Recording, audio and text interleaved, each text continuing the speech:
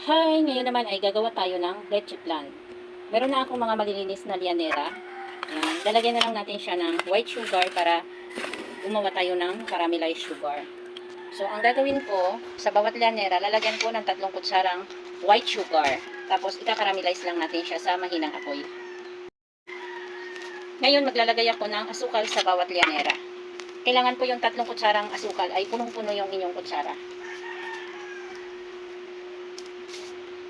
Or kahit hindi, kung maliit ang inyong lanyera at sobra yung 3 asukal, pwede naman na. Basta coated na yung buong ilalim ng lanyera.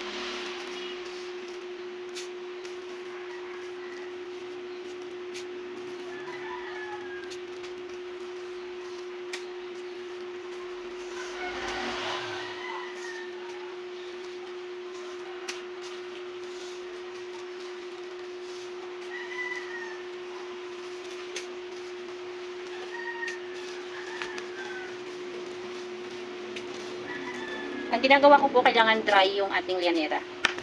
Pinapatuyo ko muna siya.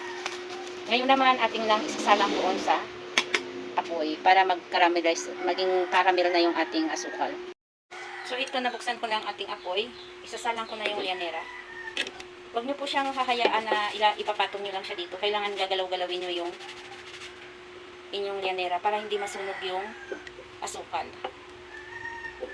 At huwag nyo siyang hahayaang kumukulo-kulo na yung asukal kasi magiging mapait ang inyong leche flan. So, ganyan po siya. Gagalaw-galawin nyo lang ang inyong lianera para pantay yung pagka-arnibal ng asukal at hindi siya masunog. Ngayon, ganyan na yung itsura ng ating asukal. Pag ganyan na po, hindi ko na siya masyadong dinidikit dun sa apoy. Yan. Kukunin lang natin yung gusto nating kulay ng ating leche flan. Yan. Pwede na. At pwede na natin siyang iset aside. Kailangan sa pantay lang po na area para yung asukal niya is hindi tabingi.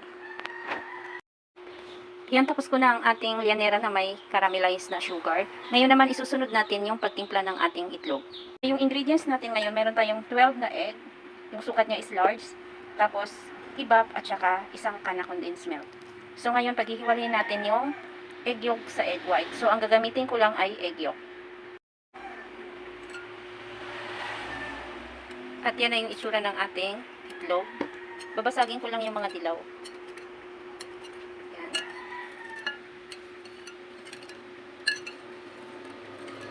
Kailangan mahalo lang mabuti yung mga dilaw. Yung paghalo ko ng leche flan ang ginagawa ko, hindi yung parang magluluto kayo ng scramble egg. Dahan-dahan lang po. Tayong vanilla essence, yun, nilagyan ko lang siya ng konti. And then, ilalagay ko na rin ang ating ibap. Isang latang ibap po, yung malaki. At isang latang condensed milk.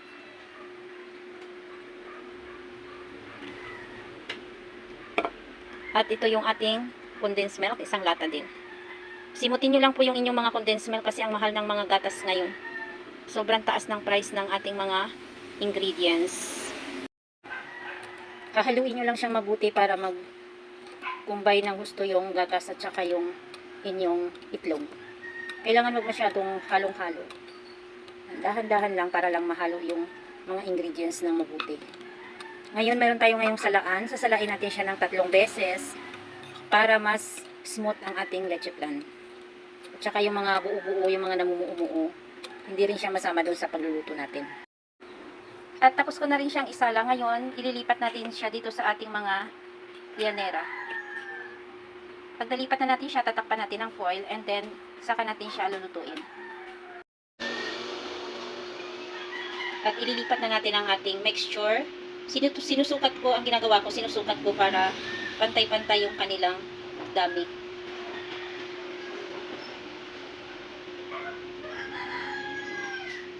Pantay-pantay yung sukat ng ating leche flan. Sinasaid ko siya kasi sayang.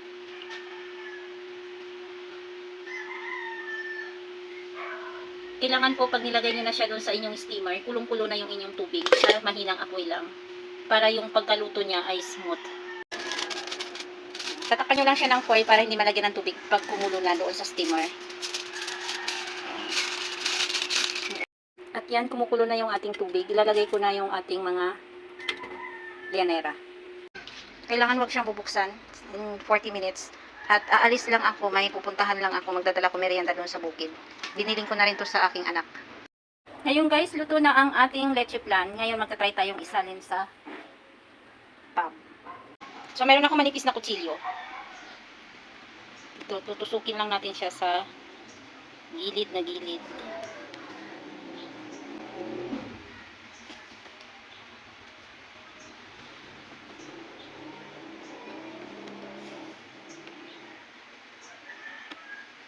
Titignan natin kung perfect. Kahit matagal na ako naggagawa ng leche flan, minsan naman hindi ko pa rin na-perfect.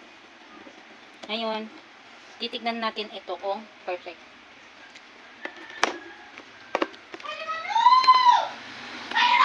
Order sa akin to at pick up ng 10 o'clock. So, may allowance pa tayo ng 30 minutes.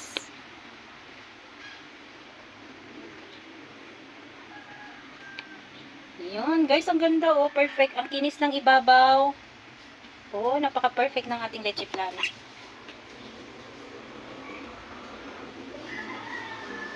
Makukuha mo talaga yung perfect ng leche flan doon sa paghahalo pa lang ng itlog. Kailangan wag yung sobrang halo na gumugula talaga yung itlog. At saka doon sa apoy, pag pinapakuluan siya. Kailangan mahina lang yung apoy para hindi nabibigla yung itlog. Kita nyo naman, napaka-perfect ng ating leche flan. Bali, ang order sa akin ay... Yes! Pasok ka dito! Nandito na si Raynida at inaano na ako. Tingnan mo! Nagbablog ako at gumagawa ako ng leche flan. Oh. Yan magkano ganyan? 100. Order na yan. Order na to. Oh!